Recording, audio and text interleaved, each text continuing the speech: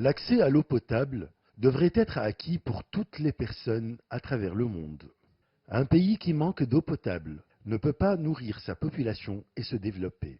Au Soudan du Sud, des centaines de milliers de personnes n'ont toujours pas accès à de l'eau potable, ce qui constitue la principale préoccupation du gouvernement chinois vis-à-vis de ce pays africain.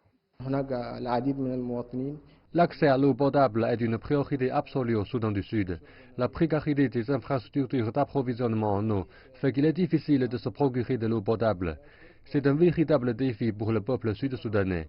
Notre pays compte sur les relations avec notre grand ami, la Chine, pour pouvoir résoudre cette crise qui nuit à notre population et au développement de notre pays. La Chine et le Soudan du Sud ont donc récemment signé 2 accords de coopération technique, dont l'un est un projet de forage de puits et d'approvisionnement en eau.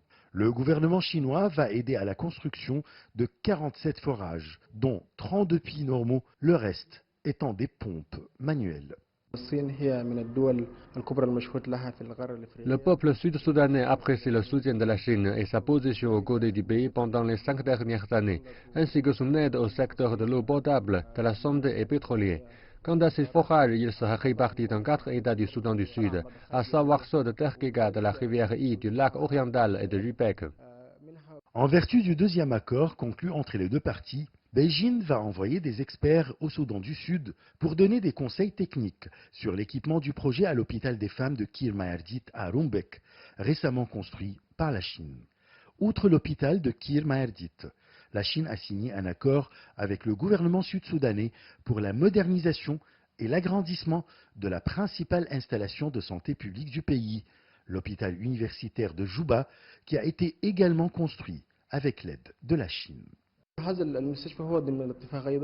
Dans le secteur de la santé, la Chine présente beaucoup d'aide à la population sud-soudanaise. En vertu de cet accord, la Chine va former le personnel technique local, fournir des conseils sur site et aider le personnel technique sur l'entretien quotidien des bâtiments et du matériel de l'hôpital. Elle fournira aussi des équipements, du matériel et des pièces de rechange. La durée totale du projet de coopération technique sera de 3 ans à compter de la date d'arrivée du personnel technique chinois au Soudan du Sud. Ashraf Massoud pour CGT1 français.